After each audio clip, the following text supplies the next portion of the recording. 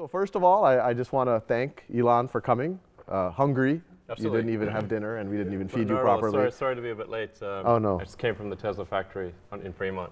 Yes. Was something wrong? There's always something wrong. Did you have to like? At any given point, there's always something wrong. Yes. Because there's just too many things going on.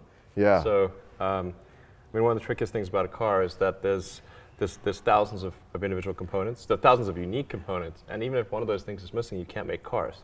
Yes. So, I mean, today's fiasco was, I kid you not, we were missing $3 USB cable. Okay, so we could not complete cars because... So the whole line was stopped. Yeah, so essentially because it's part of the wiring harness, so you can't put the interior in without this cable. And so we could either make a whole bunch of cars minus an interior, which means that you got to stack them up in the yard. The resale value would be no good. Well, it can be done, but then things go out of sequence. Oh, right. And it's way more.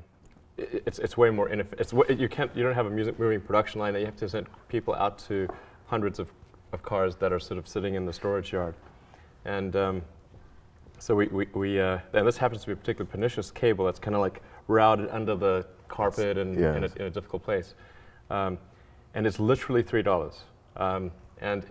So we basically had to send people throughout the Bay Area to go and buy USB cables. Like literally Radio Shack. You like Fry's. Oh, Fry's. Oh, that's better. You can have a hard time getting a USB cable right now at Fry's. Oh, really? We bought every one of them. That's good. And so we were able to continue production. And I don't want to belabor the anecdote, but essentially the supplier is in China, and we had Plan A and Plan B. And Plan A was like the normal supply chain process, and but what the supplier did was, instead of sending our parts in their own package, they grouped it together with a bunch of other stuff for other companies and sent that all via some extremely slow boat from China to LA. And when it got to LA, the other stuff didn't pass customs. Oh. And so they wouldn't let our stuff through because they put it in like a barrel of fruit or something. I don't know what they put it in. Yes. But there's something that customs didn't like, and the paperwork wasn't in order or whatever.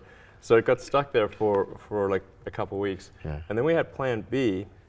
So we called them and said, look, you've got to air freight some of these cables, because they're just little cables, to us.